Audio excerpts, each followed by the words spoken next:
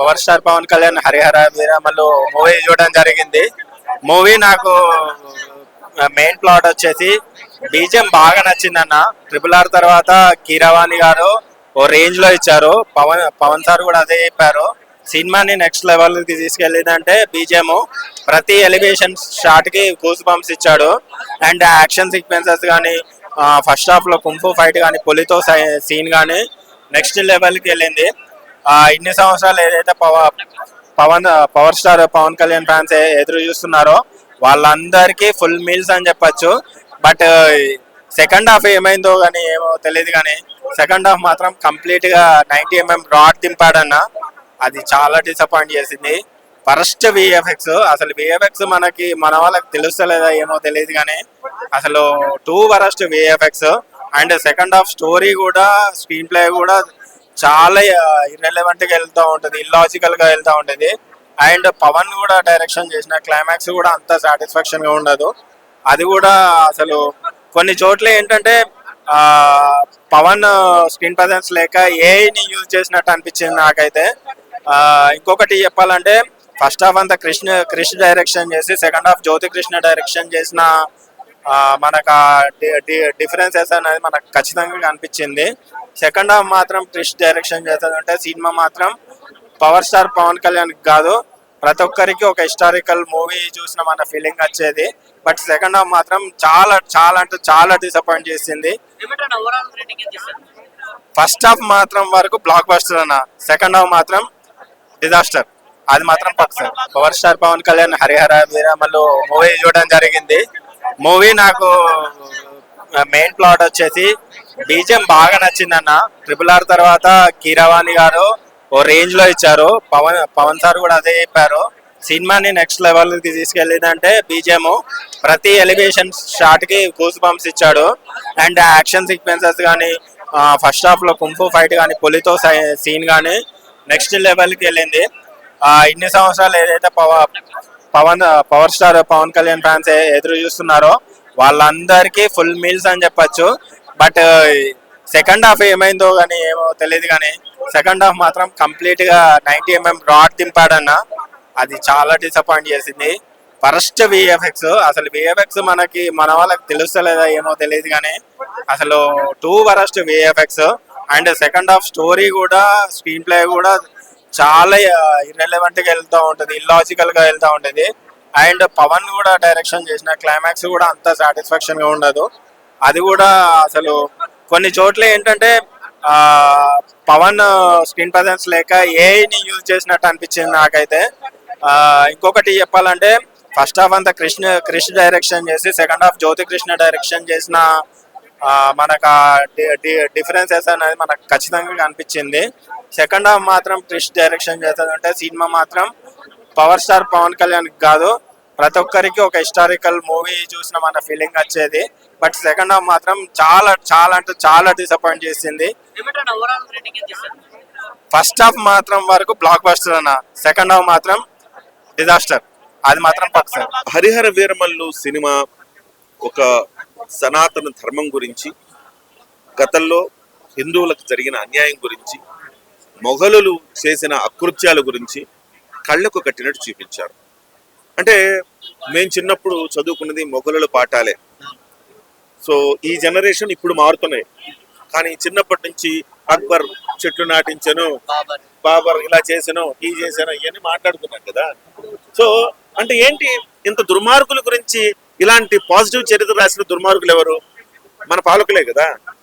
So ఇప్పుడు మన భారతదేశం గురించి ఆలోచించే నాయకులు, మన భారతదేశ సంస్కృతి చరిత్రను ప్రపంచవ్యాప్తం చేయగలిగిన నాయకులు, నరేంద్ర మోదీ లాంటి వాళ్ళు, భారతీయ జనతా పార్టీ లాంటివి వచ్చాయి కాబట్టి ఇవాళ మనకు వాస్తవాలు తెలుస్తున్నాయి. ఒక చావా సినిమా వచ్చినా, ఒక కాశ్మీర్ ఫైల్స్ వచ్చినా, ఇవాళ ఒక హరిహర వీరమల్లు వచ్చినా, ఇవన్నీ కూడా డెఫినెట్ గా ప్రభుత్వాలు, అనుకూల ప్రభుత్వాలు వచ్చాయి కాబట్టి, అంటే మన భారతీయ సంస్కృతిని సపోర్ట్ చేసే ప్రభుత్వాలు వచ్చాయి కాబట్టి ఇలాంటి సినిమాలు వస్తున్నాయి. ఇవాళ అలాంటి సినిమానే Harihara Veeramallu.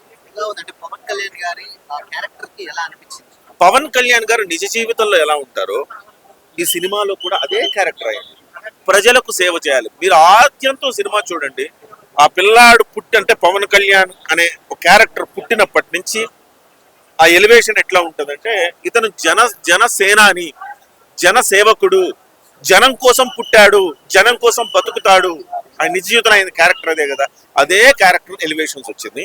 At the same time Pawan Kalyan గారు ఏదైతే చెప్తా ఉంటారు వాస్తవానికి 2024 తర్వాత సనాతన ధర్మం అన్నారు. గెలవక ముందు కూడా ఆయన భావన అదే, కానీ గెలవక ముందు తీయాల్సిన సినిమా ఇది. సో గెలవక ముందు తీయాల్సిన సినిమాలు ఈ సబ్జెక్ట్ లో లాస్ట్ క్లైమాక్స్ ఉంటుందండి. 20 నిమిషాల పాటు ఒక రకంగా అనిపించాడని చెప్పాలి. లాస్ట్ క్లైమాక్స్ సన్నివేశాలు మీకు నిజ జీవితంలో ఆ అమ్మాయి ఒక పాప ఒక వేదాల్లోని కొన్ని పంక్తులు చదువుతుంది. ఆ అమ్మాయి చదువుతుంటే ఆ సన్నివేశాల్లో ప్రతి ఒక్కళ్ళ కళ్ళల్లో నీళ్ళు అలా పడిపోతాయి, డ్రాప్స్. ఎవరు కుర్చీలో నుంచి అలా టెన్షన్ గా అలా చూస్తారు సన్నివేశాలు. ఆ మ్యూజిక్ ఇచ్చాడంటే కీరవాణి బ్యాక్గ్రౌండ్ స్కోరు అద్దరిపోయింది. పవన్ కళ్యాణ్ గారు ఫైట్ కంపోజిషన్ ఉంది, సూపర్బ్ గా ఉంది. అట్ ద సేమ్ టైము ఆ 20 నిమిషాల్లో స్టోరీ టెల్లింగ్ అండి. అంటే ప్రజలు ఎట్లా తిరగబడాలి, పవన్ కళ్యాణ్ గారు ఏమైతే కోరుకుంటారో నేను అంటే మీరందరూ అవేర్నెస్ ఉంటుంది అనుకుంటా. 2024 ముందు పవన్ కళ్యాణ్ గారు క్యాంపెయిన్ చేసేటప్పుడు ఏం చెప్పేవాళ్ళంటే మీకు కోపం రావాలి, ప్రజలకి కోపం రాకపోతే ఎట్లా ప్రభుత్వాలు ఎట్లా మారుతాయని అనేవాడు ఆయన. ఈ ప్రభుత్వం బాగాలేదు, మళ్ళీ డబ్బులు తీసుకుని ఆ ప్రభుత్వం కొట్టేస్తే ఎట్లా ఉంటది? మీకు కోపం వస్తేనే ప్రభుత్వాలు మారుతాయి, కోపం తెచ్చుకోండి, తిరగబడండి.